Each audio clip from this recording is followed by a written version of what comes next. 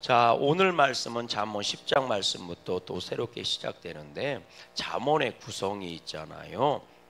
크게 보면 세 개로 이렇게 구성이 되어 있어요. 1장부터 9장까지 우리가 함께 본 잠언 말씀이 있고, 10장부터 22장까지는 비슷한 구조로 계속 나가요. 그래서 1경구, 2경구, 3경구, 우리 지금 1구절, 2구절, 3구절 이런 식으로 쭉 나가는 건데, 10장부터 22장까지거든요. 그리고 나머지는 이제 또 잠언으로 이렇게 구성되어 있어서 요 가운데 부분에 이게요 참 재미있는 게 몇 개의 구절로 이루어졌냐면 총 375개의 구절로 이루어졌어요. 그래서 10장부터 22장까지 375개의 구절로 이루어져 있는데, 요게 이렇게 또 한 단락으로 이루어져 있어요. 근데 그것도 두 종류로 이렇게 나눠집니다. 그래서 10장부터 15장 근처에 있는 데까지는 이게 반의적 경구 이렇게 얘기하더라고요. 근데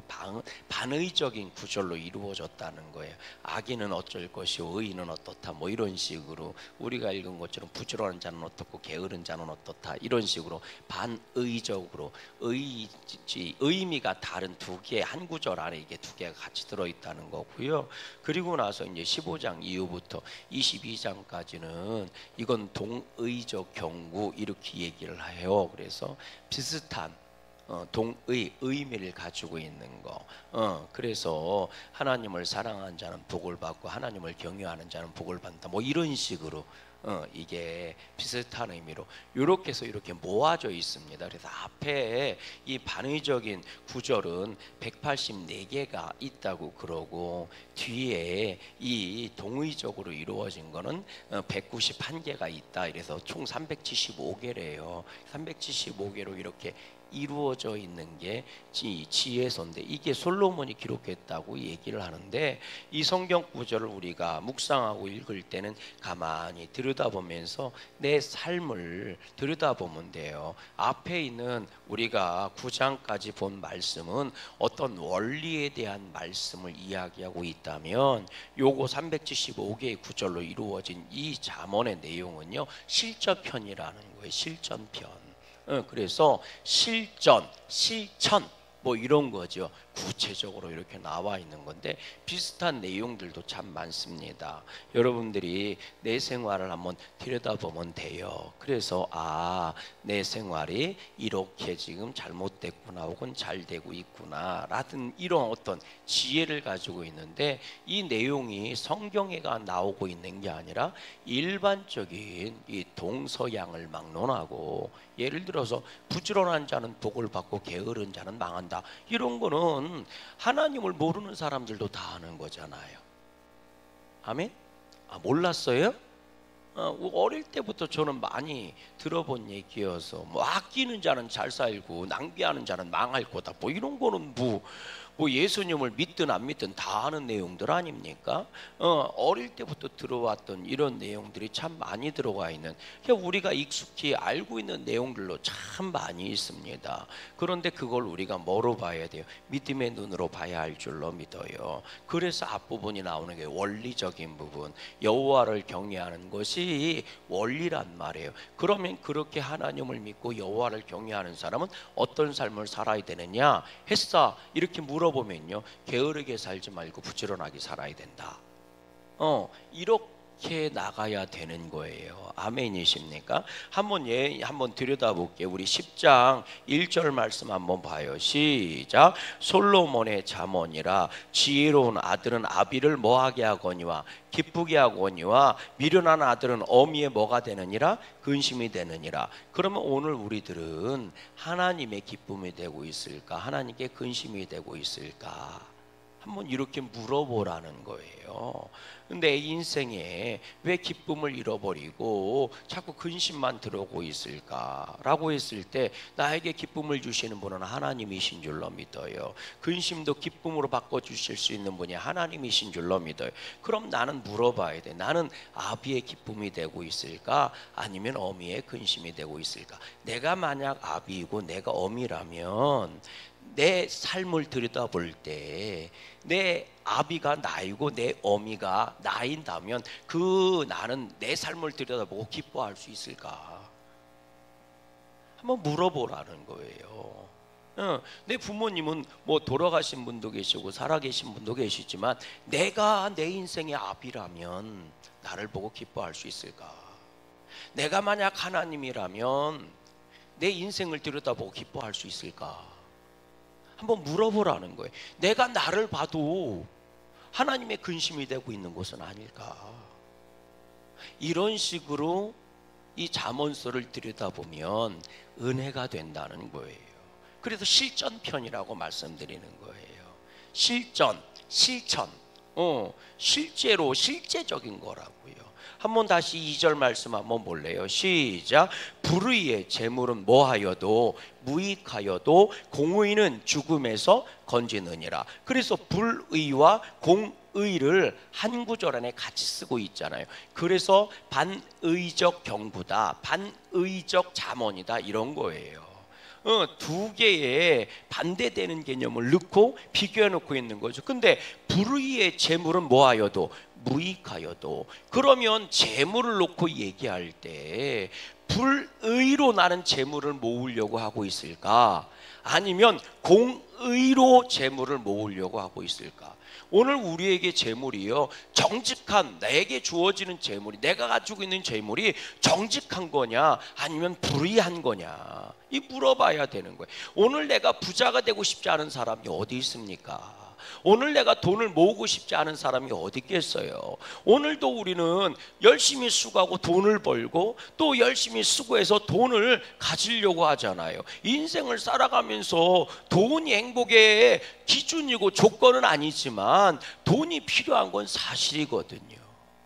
그러면 오늘 우리는 어떤 재물을 원하고 있느냐는 거예요. 오늘날 세상은요, 불의한 재물도 재물이니까 많이만 가지고 있으면 된다고 생각을 하는 거예요. 어떤 수단과 방법을 동원하든 말든 불의한 재물을 모으기만 하면 성공했다고 얘기한다는 거죠. 그러나 정말 부자가 되는 게 성공한 겁니까? 남하고 죽도록 싸워서 돈을 많이 모았어요. 그럼 성공한 겁니까? 아니요.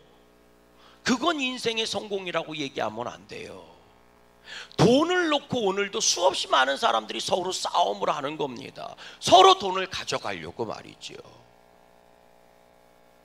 서로 돈을 가져가려고 싸움을 한다니까요. 그러면 그 돈을 많이 뺏어왔어. 돈을 많이 가져왔어. 그러면 그게 성공한 거냐? 그렇지 않아요. 돈 싸움에서 승리했을진 모르지만 돈 싸움 승리했다고 인생이 성공하는 건 아닙니다. 돈 많이 모은다고 행복해지는 건 아니니까. 그래서 그거는 성공이 아니지요. 남과의 경쟁에서 내가 승리했다고 내가 성공하는 인생이 될 줄 아느냐? 아니에요. 오늘날 세상은요, 승리와 성공을 같은 개념으로 생각합니다. 승리하면 성공한 줄 알아요. 그러나 인생의 성공은 승리했다고 꼭 주어지는 것만은 아닙니다. 믿음의 승리만이 인생의 성공이 될 수 있는 거예요. 근데 사람들은 경쟁에서 승리하면, 경쟁이 싸우는 거잖아요. 경쟁에서 승리하면 자신은 행복한 사람, 성공한 사람이라고 착각한다는 거죠. 직장에서 새로 경쟁, 진급을 하기 위해서 경쟁을 해서 승리했어. 그래서 내가 진급을 했어. 그럼 그 사람이 성공하는 인생이 되느냐? 그건 또 아니에요. 믿음의 승리가 되지 않으면 인생의 성공자가 될 수 없거든요. 그래서 불의의 재물은 무익하다는 거예요. 아무리 많이 모아도 불의한 재물, 다시 말하면 하나님의 의가 사라진 재물은 의미가 없다는 거예요. 무의미하다는 거예요. 네 인생을, 그런 재물을 아무리 가지고 있어도 네 인생을 행복하게 해줄 수가 없다는 겁니다. 반면에 뭐라고 얘기해요? 공의는 죽음에서 건지느니라. 하나님의 의를 행하는 것이, 하나님의 오름에 순종하는 것이 죽을 것 같고 실패할 것 같아도 그렇지 않다는 거예요. 하나님이 결국 그를 세워주시고 이기게 하시고 그리고 복되게 해주신다는 거예요. 이렇게 한번 들여다보면 나를 들여다보면 돼요. 나는 무엇을 위해서 그렇게 열심을 내고 있을까? 여러분, 우리가 열심히 사는 이유가 뭐예요? 승리하기 위해서 맞죠. 그럼 무엇에 대해서 승리하기 위해서입니까? 내가 미워하는 사람 망하게 하면 나는 승리한 겁니까? 여러분 한번 생각해 보세요. 무엇에 대한 열심을 그렇게 냅니까? 오늘 내가 불의한 것을 얻으려고 그렇게 열심히 노력하고 있는 것은 아닐까요? 의로운 것을 얻으려고 열심히 수고하는 게 아니라 불의한 것을 얻으려고 기를 쓰고 수고하는 거예요. 그러나 불의한 것을 아무리 내가 많이 가지고 있고 많이 승리한다 해도요, 그건 무의미한 인생에 불과합니다. 오늘 헛된 것에 내 열심을 쏟아내고 있는 것은 아닐까. 그리고 나서 뭐라고 얘기해요? 열심히 살았는데 왜 내 인생이 요 모양 요 꼬라집니까? 이렇게 얘기하고 있는 거죠. 애초에 잘못됐다고요. 애초에 단추를 잘못 끼웠다고요. 불의한 것은 아무리 돈을 많이 가지고 있어도 무의미한 것처럼 불의한 인생은 무의미해질 수밖에 없어요. 땀방울을 아무리 못해도요, 이미 불의한 것에 쏟아진 것들은 다 무의미해요. 내가 얼마만큼 땀방울을 흘렸느냐보다 더 중요한 것은 내가 어디에 땀방울을 쏟고 있느냐의 문제인 겁니다. 한번 또 읽어볼래요? 우리 3절 말씀 읽어볼게요. 3절입니다. 3절 시작. 여호와께서 의인의 영혼은 줄이지 않게 하시나 악인의 소욕은 물리치시느니라. 악인이 아무리 열심히 그 욕심을 이루려, 소욕이잖아요. 그 원하는 것을 이루려고 기를 쓰고 아무리 해도 하나님이 주신다 안 주신다? 안 주신다. 아무리 애골복골해도 그 소욕을 물리치신다는 거예요. 물리치신다는 거예요. 그러냐 하나를 해도요, 하나님이 기뻐하시는 것에 땀방울을 흘려야 할 줄로 믿습니다. 그것이 내 인생을 복 있게 하는 거잖아요. 여호와께서 의인의 영혼은 줄이지 않게 하신다. 우리식으로 얘기하면 말씀에 순종하고 살아가는 자, 믿음으로 살려고 하는 자는 굶어 죽지 않게 해주신다고요. 믿음을 지켜낼 수 있게 해주신다는 겁니다.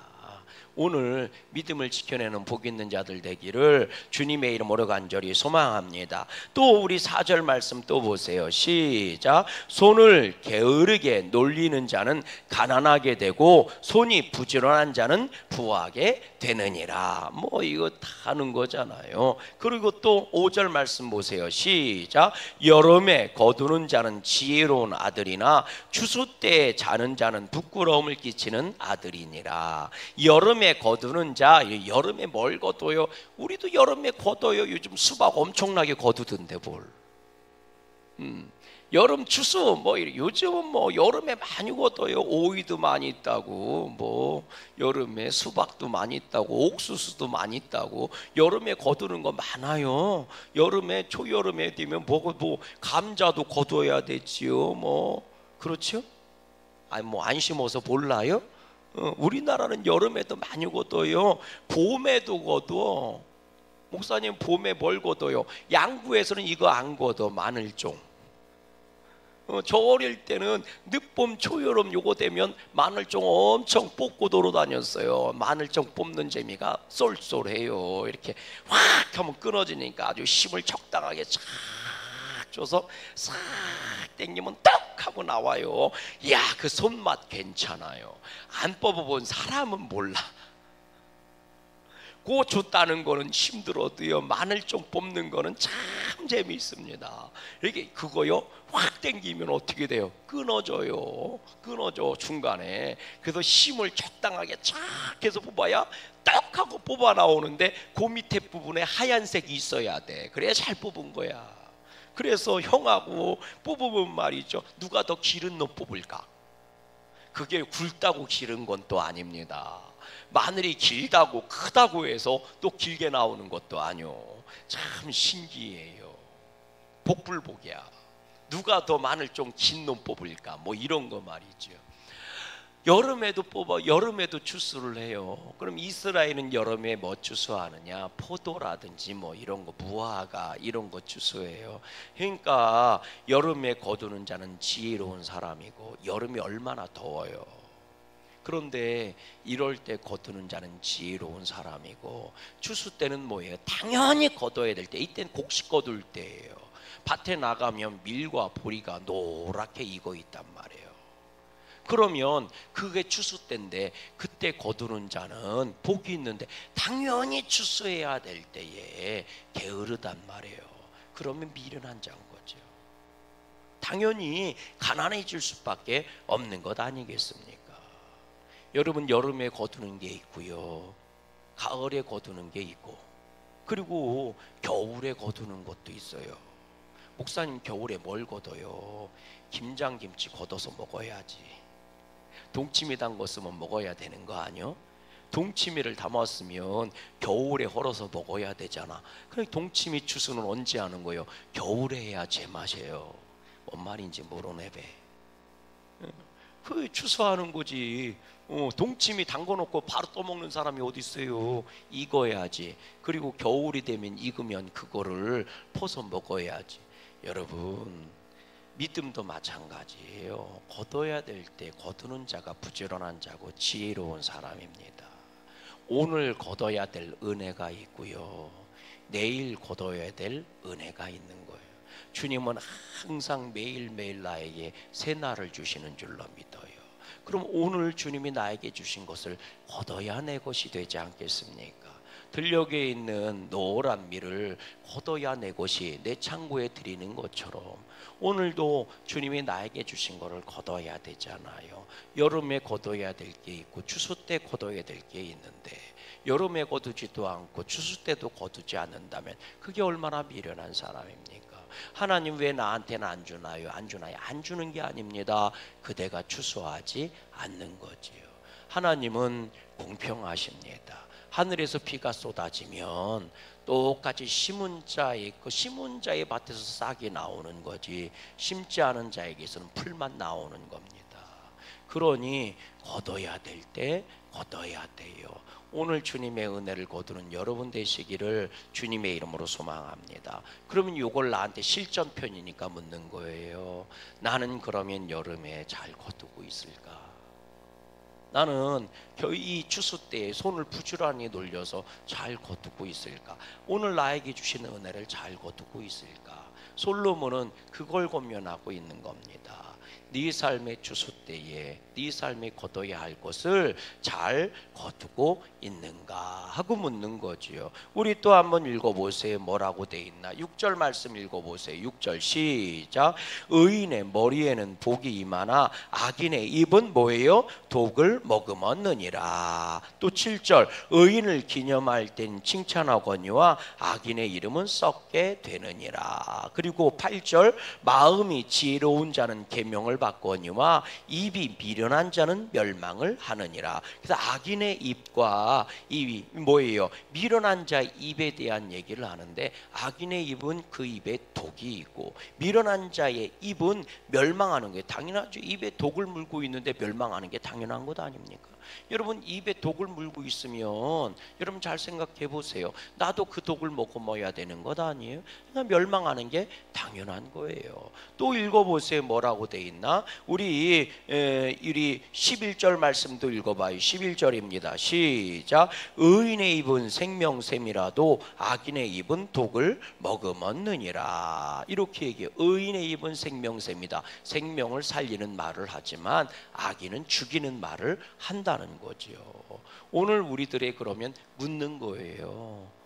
이게 계속 이런 식으로 구절이 184개가 나갑니다. 184개의 구절이 계속 이렇게 나가요. 그래서 반대되는 개념을 계속 우리한테 던져주고 있는 거예요. 그럼 나는 의인의 입을 가지고 있을까? 악인의 입을 가지고 있을까? 의인의 입은 생명샘이라면서요. 의인의 입은 나도 살고 상대방도 살아요. 근데 악인의 입은 독을 먹어봤대요. 나도 죽고 상대방도 죽이는 입이래요. 그러면 나는 정말 의인의 입을 가지고 있을까요? 악인의 입을 가지고 있을까요? 의인의 입을 갖기를 주의 이름으로 소망합니다. 아멘. 독을 머금는 입이 아니라 생명을 머금는 입술이 되기를 주의 이름으로 소망해요. 옆 사람 인사해 보십시다. 축복의 말을 합시다. 사랑합니다. 축복합니다. 아멘. 이런 말을 해야지. 그럴 때 복 있는 사람이 되는 줄로 믿어요. 그럼 이제 이 실전편이니까 묻는 거라니까요. 너는 의인의 입을 가지고 있니? 악인의 입을 가지고 있니? 우리 12절 말씀 읽어봐요. 시작. 미움은 다툼을 일으켜도 사랑은 모든 허물을 가리느니라. 의인의 입이 뭘까요? 허물을 가려주는 입이고, 악인의 입은 뭘까요? 허물을 드러내는 입인 거죠. 똑같은 허물을 얘기해도 어떤 사람은 가려주는 사람이 있고 어떤 사람은 드러내는 사람이 있는 거예요. 여러분, 가려주는 사람이 되세요. 부끄러움을 드러내는 사람이 되지 말고 이왕이면 가려주는 사람이 되세요. 그러면 하나님이 나를 가려주는 겁니다. 하나님이 나를 가려주는 자가 복이 있는 자예요. 그래서 미움은 다툼을 일으켜도, 여러분, 허물을 드러내는 사람들은 왜 허물을 드러내는 줄 아세요? 불쌍한 사람입니다. 그 사람 안에 미움이 있기 때문인 거예요. 사랑이 있는 사람은요, 허물을 가려줍니다. 미움이 있으면 허물을 드러내요. 그래서 안타까운 거예요. 막 동네방네 돌아다니면서 허물을 막 얘기하고 돌아다니고 소문내고 다니는 사람들, 심리적인 마음을 들여다보면 불쌍한 사람입니다. 그 사람 안에 사랑의 결핍이 있어요. 어디서 사랑 못 받는 사람입니다. 사랑을 못 받으니 사랑이 나가질 못하고 미움이 나가는 겁니다. 참 불쌍한 사람이에요. 말만 하면 독하게 얘기하고 다툼이 일어나는 사람들, 사랑을 못 받고 사는 사람입니다. 그러니 사랑을 받질 못했으니 사랑의 결핍이 그렇게 악하게 드러나는 거예요. 여러분, 믿음 생활하면 은혜를 받게 될 줄로 믿어요. 은혜를 받으면 사람이 변해요. 그러니까 오늘도 내가 미련한 자 되지 말고 어리석은 자 되지 말고, 오늘도 허물을 가려는 자가 되기를 원하십니까? 사람한테 사랑 못 받겠으면 하나님께 사랑 받으세요. 은혜 받으면 변하는 겁니다. 오늘도 주의 은혜를 찾을 수 있는 부지런한 믿음의 성도가 되기를 주님의 이름으로 소망합니다. 하늘에 계신